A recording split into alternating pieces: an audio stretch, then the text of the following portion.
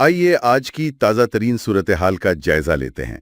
खबर यह है कि हिंदुस्तान ने 7 मई 2025 को एक फौजी कार्रवाई की है। जी, पाकिस्तान और पाकिस्तान के ज़ेरे इंतज़ाम कश्मीर में, जिसे ऑपरेशन संदूर का नाम दिया गया है। बिल्कुल। तो आज की इस गुफ्तगू में हम इसी ऑपरेशन पर बात करेंगे। इसके पीछे क्या मुहर्रिकात थे, तफसीलात क्या हैं, और ज़ाहिर है दोनों ममालिक के अपने अपने दावे हैं, उनको भी देखेंगे, और फौरी असरात क्या हुए। सही। और हमारी मालूमात का जरिया मुख्तलिफ खबर रसां इदारे, सरकारी बयानात और तज्जियाकारों की आरा हैं। कोशिश यही होगी कि गैर जानिबदारी से बात सामने लाएं। जी बिल्कुल। अच्छा, तो शुरू करते हैं इसकी फौरी वजह से। कहा जा रहा है कि ये पहलगाम हमले का रद्द अमल है।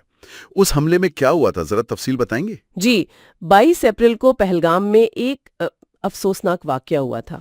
वहाँ ज्यादातर सयाह थे, उन पर हमला हुआ। अच्छा। जिसमें 25 हिंदुस्तानी और एक नेपाली शहरी की हलाकत हुई।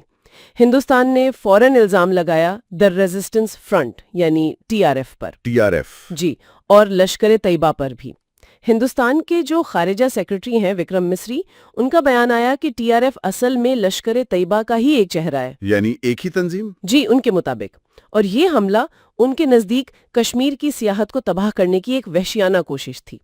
तो ऑपरेशन संदूर इसी का जवाब बताया जा रहा है। समझ गया। तो अब आते हैं असल ऑपरेशन पर। ऑपरेशन संदूर, इसमें हुआ क्या? कौन कौन से इलाके हदफ बने? हिंदुस्तानी हुकाम के मुताबिक कुल 9 मुकामात थे, पाकिस्तान में भी और पाकिस्तान के ज़ेरे इंतजाम कश्मीर में भी। 9 मुकामात? जी, इनमें कुछ नाम जो सामने आए हैं वो हैं बहावलपुर, मुरीद के, सियालकोट, फिर कोटली और मुजफ्फराबाद के इलाके। कहा यह गया है कि ये जैश-ए मोहम्मद और लश्कर तैयबा के ट्रेनिंग कैंप्स या ठिकाने थे। अच्छा, और ये हमले कैसे किए गए? मतलब जमीनी कार्रवाई थी या फिजाई? ज्यादातर इत्तलात फिजाई हमलों की हैं। हिंदुस्तानी फौज का कहना है कि ये बहुत मरकूज हमले थे, मुनासिब और गैर इश्तियाल अंगेज। गैर इश्तियाल अंगेज? इसका क्या मतलब? मतलब ये कि उनका हदफ सिर्फ दहशतगर्दी का इंफ्रास्ट्रक्चर था, ना कि पाकिस्तानी फौज या कोई और तंसीबात। ये भी कहा गया कि हमले हिंदुस्तान की फजाई हुदूद के अंदर से किए गए। अच्छा, अंदर से? जी, और कुछ रिपोर्ट्स में लॉइटरिंग म्यूनिशंस का जिक्र भी है, यानी वो जो खुदकुश ड्रोन्स होते हैं। ओह, वो वाले ड्रोन्स? जी, और एक अहम बात ये भी है कि 1971 की जंग के बाद ये शायद पहला मौका है कि हिंदुस्तान की तीनों अफवाज ने, यानी बर्री, बहरी और फजाई ने मिलकर इस तरह की कोई कार्रवाई की है पाकिस्तान के खिलाफ। वाकई ये तो बहुत बड़ी बात है। जी हाँ, ये स्ट्रेटेजिक लिहाज से एक अहम इशारा है। और ये नाम सिंदूर, ये भी कुछ अजीब सा है। इसमें कोई खास बात? जी, ये नाम वाकई गैर मामूली है। सिंदूर तो वो है जो हिंदू शादीशुदा खवातीन मांग में लगाती हैं। तो इसके 2 मतलब निकाले जा रहे हैं। क्या? एक तो ये कि पहलगाम हमले में जो लोग मुतासिर हुए, खासतौर पर जो खवातीन बेवा हुईं, उन्हें खिराज तहसीन। दूसरा ये कि एक तरह का अलामती जवाब है उन हमलावरों को जिन पर इल्जाम है कि उन्होंने मर्दों को उनके अकीदे की वजह से निशाना बनाया। यानी नाम में भी एक पैगाम छुपा है। खैर, अब आते हैं दोनों मुमालिक के दावों पर। हिंदुस्तान क्या कह रहा है? हिंदुस्तान का दावा है कि उन्होंने 9 दहशतगर्द ठिकाने मुकम्मल तौर पर तबाह कर दिए, और उनमें एक ट्रेनिंग कैंप भी था जहां इनके मुताबिक अजमल कसाब और डेविड हेडली जैसे लोगों ने ट्रेनिंग ली थी। ओह, 26/11 वाले? जी, और हिंदुस्तान इस बात पर जोर दे रहा है कि निशाना सिर्फ दहशतगर्द थे, कोई पाकिस्तानी फौजी या आम शहरी नहीं। सही। दूसरी तरफ पाकिस्तान का क्या मौकफ है? जाहिर है मुख्तलिफ होगा। बिल्कुल मुख्तलिफ। पाकिस्तान इन दावों को मुकम्मल तौर पर मुस्तरद किया है। उनका कहना है कि हिंदुस्तान ने शहरी आबादी को निशाना बनाया, हत्ता कि मस्जिदों को भी नुकसान पहुंचा। शहरी आबादी? जी, पाकिस्तानी हुक्काम के मुताबिक इन हमलों में 26 आम शहरी हलाक हुए हैं और 46 जख्मी। पाकिस्तान ने इसे बुज़दिलाना जारियत कहा है और जवाबी कार्रवाई का भी ऐलान किया था। जवाबी कार्रवाई हुई भी? उसके फौरन बाद लाइन ऑफ कंट्रोल पर शदीद गोलाबारी शुरू हो गई थी। दोनों तरफ से हलाकतों की खबरें हैं।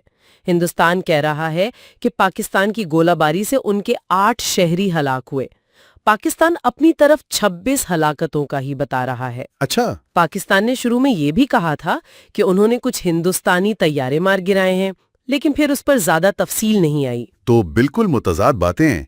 एक तरफ तबाहशुदा दहशतगर्द कैंप, दूसरी तरफ शहरी हलाकतें। इन वाकयात का फौरी असर क्या हुआ एयरपोर्ट्स वगैरह पर? फौरी असरात तो काफी ज्यादा थे। शुमाली हिंदुस्तान में कई बड़े एयरपोर्ट्स बंद करने पड़े। ओहो। جی، درجنوں فلائٹس کینسل ہوئیں یا ریشیڈیول ہوئیں اور بہت سی بین الاقوامی ایئر لائنز نے پاکستان کی فضائی حدود استعمال کرنا بند کر دیا احتیاطاً۔ اور معیشت پر؟ پاکستان سٹاک مارکیٹ میں فوری طور پر تقریباً 5 سے 6% کی گراوٹ دیکھی گئی۔ عالمی سطح پر کیا رد عمل رہا اس سب پر؟ زیادہ تر ممالک نے تشویش کا اظہار کیا ہے۔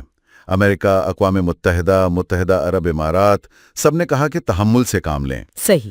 چین نے ہندوستان کی کارروائی پر افسوس ظاہر کیا اور تحمل پر زور دیا۔ دوسری طرف اسرائیل نے ہندوستان کے اپنے دفاع کے حق کی حمایت کی۔ یعنی ملا جلا رد عمل ہے۔ جی، زیادہ تر تحمل کی تلقین ہی ہے۔ تو اگر خلاصہ کریں، ہندوستان کہتا ہے دہشت گردی کے خلاف فیصلہ کن کارروائی کی، پاکستان کہتا ہے شہری آبادی پر حملہ ہوا۔ بالکل یہی صورتحال ہے۔ اصل میں کیا ہوا، کتنے نقصانات ہوئے، اس کی پوری تصویر سامنے آنے میں وقت لگے گا، لیکن ایک بات تو طے ہے کہ خطے میں کشیدگی بہت زیادہ بڑھ گئی ہے، یقیناً، اور مستقبل قریب میں صورتحال غیر یقینی لگ رہی ہے۔ اور آخر میں سننے والوں کے لیے ایک سوال چھوڑ جاتے ہیں، یہ جو فوجی کارروائیوں اور پھر جوابی کارروائیوں کا ایک چکر چل پڑتا ہے، کیا اس میں کبھی امن کی کوئی گنجائش نکل سکتی ہے، یا یہ خطہ اسی نہ ختم ہونے والی کشیدگی میں ہی رہے گا؟